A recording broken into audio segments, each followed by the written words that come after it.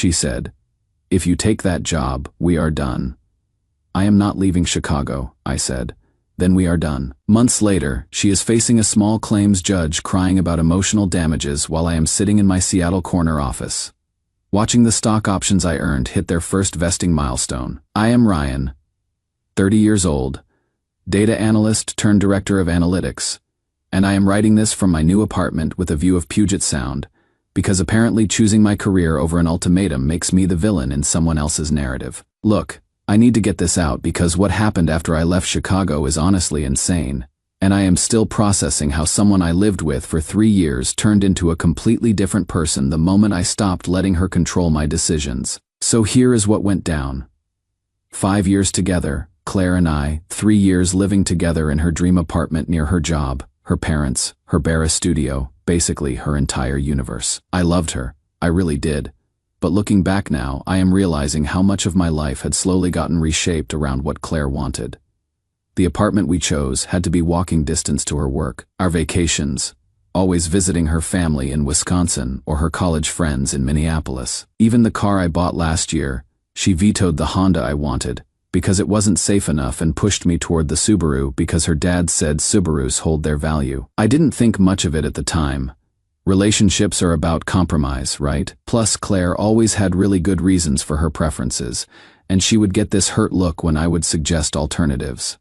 Like I was being selfish for even bringing up what I wanted. Then this director position opened up at a health tech startup in Seattle. Machine learning applications for patient outcomes, equity package, salary jumping from $82,000 to $210,000. I mean, this was life-changing money. The kind of opportunity that comes maybe once in a career. When I told Claire about the interview, she was quiet for a long time. Then she said, "You are not seriously considering this." I said, "I was definitely considering it. This was my field, my expertise, my dream role." That is when she dropped the ultimatum. "If you take that job, we are done."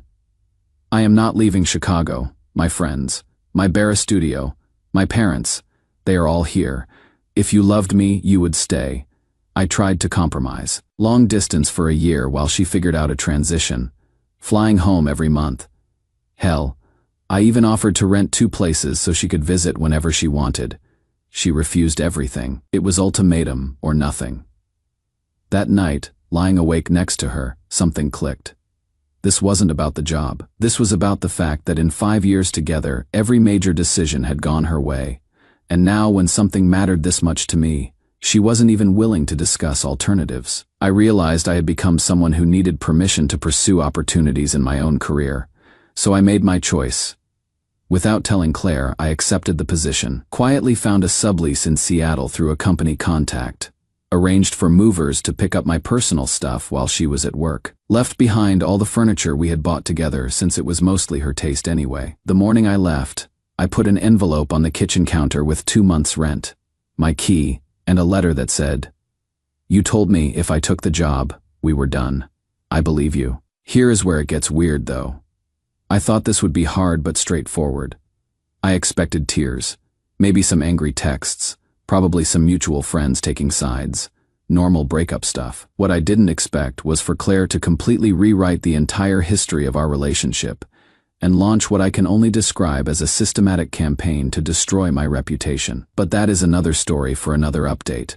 Because right now I need to go prep for tomorrow's board presentation, and honestly, writing this out has made me realize just how much I was walking on eggshells before. The view from my new life is pretty amazing though. Update 1 Reddit. I was not prepared for this level of crazy. First, thank you to everyone who commented on my original post. Reading your responses made me realize I wasn't losing my mind. And honestly, I needed that validation because the past week has been absolutely bonkers. So I am settled into corporate housing in Seattle. The new role is incredible. My colleagues are smart and collaborative, and I am already contributing to projects that could genuinely improve patient outcomes. This is exactly the kind of work I have wanted to do since grad school. But back in Chicago, Claire has apparently decided that since I am not there to control anymore, she is going to control the narrative instead. It started with Instagram stories. Crying selfies with captions like sometimes you realize the person you thought loved you was just using you, and 5 years of supporting someone's career just to be abandoned when it is convenient. Then came the posts about being financially abused by someone who drained our joint savings and left me with nothing. Now, here is the thing that is making me absolutely furious. We never had joint savings. We split everything 50-50 the entire time we lived together. I have Venmo receipts, bank statements, everything. Claire insisted on keeping finances separate because she said it was more modern and independent. But her version of events is that I was some kind of financial parasite who lived off her generosity and then abandoned her the moment I got a better offer. Her parents started calling me. First, her mom, crying about how Claire is devastated and financially destroyed. Then her dad emailing me demanding I send Claire $40,000 as a transition settlement because I benefited from her emotional labor and household contributions. I ignored them. But then Claire escalated. She showed up at my mom's house. My mom, who lives 2 hours outside Chicago and has nothing to do with any of this. Claire sat on the porch crying for 3 hours, telling my mom that I was emotionally abusive, that I isolated her from her friends, that I controlled her finances, basically painting herself as the victim of some elaborate manipulation scheme. My poor mom called me totally shaken, asking if there was something about our relationship she didn't understand. That is when I sent her the screenshot of Claire's ultimatum text, the one where she explicitly said if I took the job we were done. My mom read it and immediately said, "Oh honey, she lied to me about everything.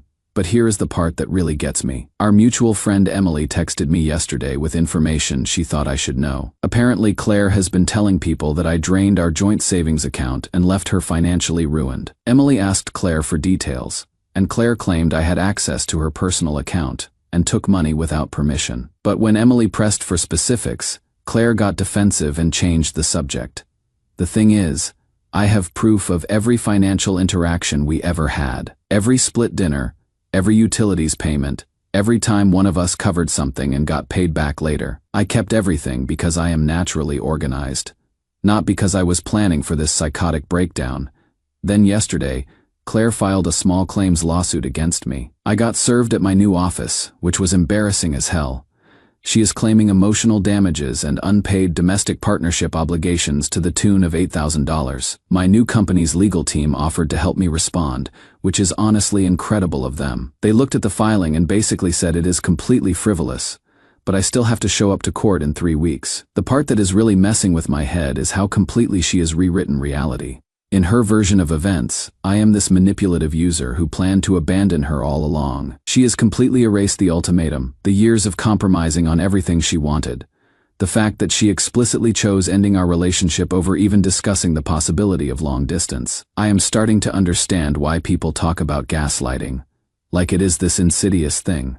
Because for a minute there, listening to her sob story secondhand through my mom, I actually wondered if I was remembering things wrong.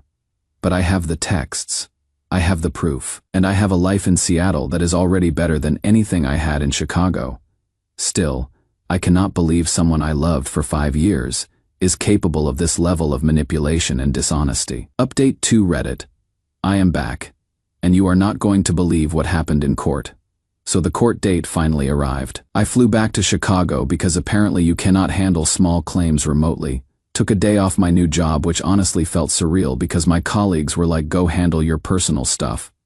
We have got this," instead of guilting me about missing work. Claire showed up with a binder, like a full 3-inch binder of printed screenshots, highlighted text messages, and what I can only describe as a manifesto about our relationship. Her dad came with her acting as her representative because apparently this was too important for her to handle alone. My company's legal team had prepped me with a simple folder, bank statements showing separate accounts, Venmo history showing split payments, screenshots of the ultimatum conversation, receipts for the rent and deposit I left her. Simple, factual documentation. Claire went first, and honestly, it was like watching someone perform a one-woman show about a relationship I wasn't even in. She claimed I had systematically isolated her from financial independence by pressuring her to let me handle shared expenses. Except I had literal proof that she insisted on splitting everything and keeping our finances separate. She said I abandoned her without notice, completely ignoring the fact that she gave me an ultimatum, and I responded exactly as she demanded. She claimed I took furniture that belonged to both of us, But when the judge asked for receipts proving joint ownership, she had nothing. Because I left everything behind specifically to avoid this kind of drama. Her dad kept trying to interject with speeches about moral obligations and what a real man would do until the judge told him to sit down and stay quiet. When it was my turn, I just handed over the documents, bank statements, texts, receipts. The judge read through everything in about 5 minutes. Then he asked Claire directly, "Miss Morrison, can you show me any evidence of joint financial accounts or agreements?" She stammered something about implicit understandings and emotional investments. He asked, "Do you have documentation showing Mr. Peterson agreed to provide ongoing financial support?" She started crying and said the relationship itself was an implied contract. The judge looked at the ultimatum screenshot and asked, "Is this your phone number, Miss Morrison?" "Yes, but..." "And did you send this message telling Mr. Peterson that if he took the job, the relationship would be over?" I was upset. "I didn't mean did you send this message?" "Yes." Case dismissed. 15 minutes total. Claire completely lost it, screaming about how the legal system doesn't protect women, how I manipulated the evidence, how this proves that men can just abandon their responsibilities without consequences. Her dad had to physically escort her out of the building while she sobbed. But here is the real kicker, the part that actually shocked me. After court, I grabbed coffee with Emily before my flight back to Seattle. She told me something that honestly made my blood run cold. Claire had been calling my old boss, trying to get me blacklisted from Chicago tech companies. She told him I was emotionally unstable and had left her in financial ruin, and that he should warn other employers about my pattern of irresponsible behavior. My old boss, who has known me for 4 years and had always respected my work, apparently listened to her whole speech and then called me. The email was waiting when I got back to Seattle.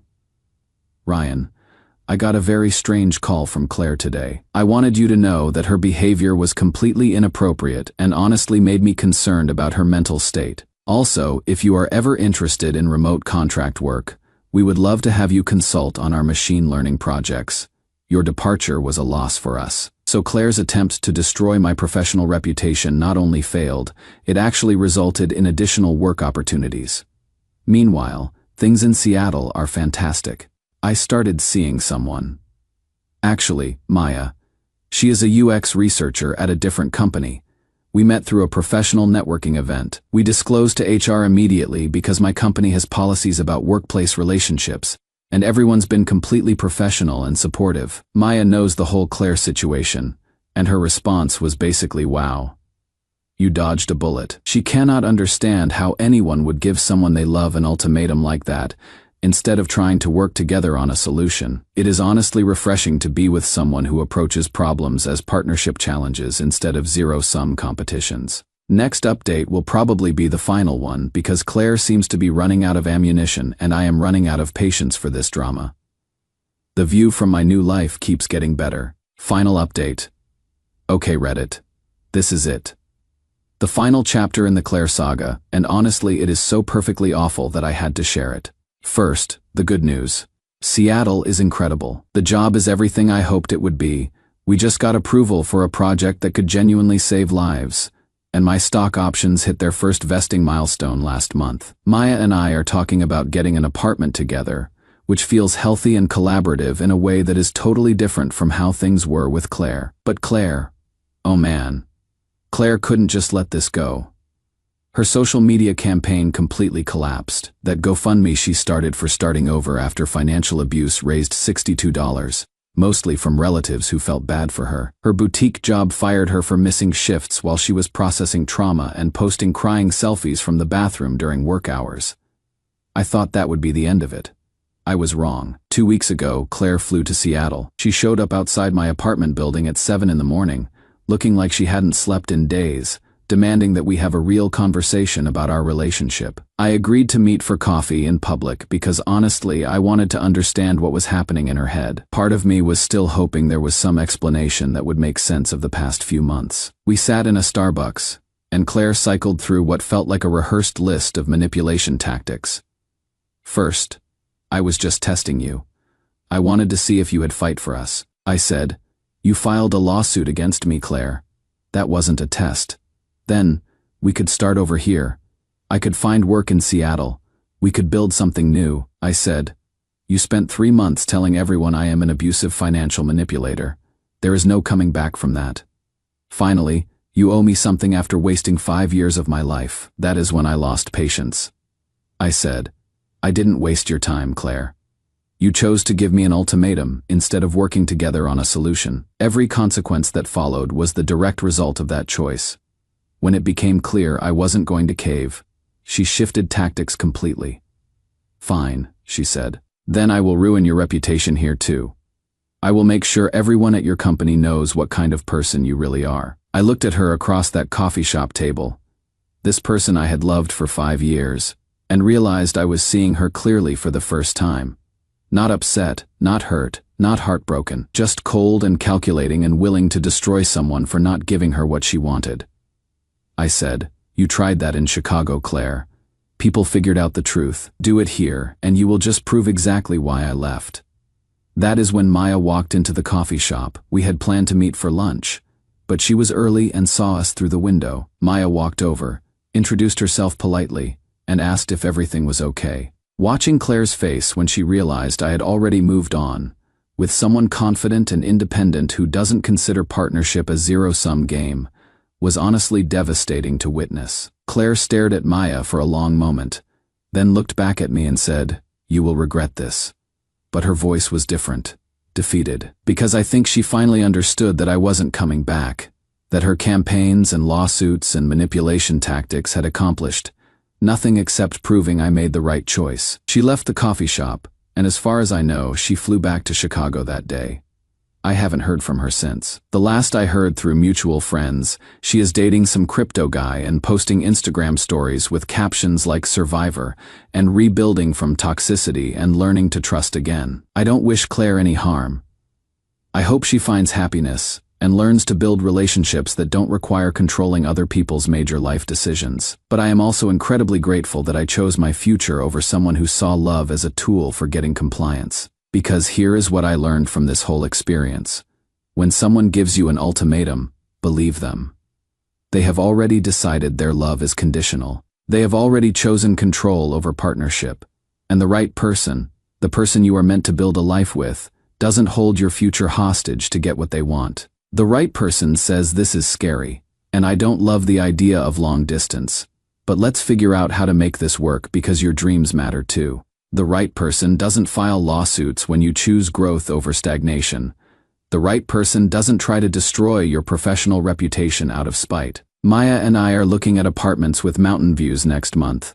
My company just approved the budget for the Phase 2 trials that could help thousands of patients. And every morning I wake up in Seattle. I am grateful that I chose the life I wanted, instead of the life someone else demanded I accept. Sometimes the most loving thing you can do is refuse to be controlled. Thanks for following this journey, Reddit. Here is to building futures instead of burning them down.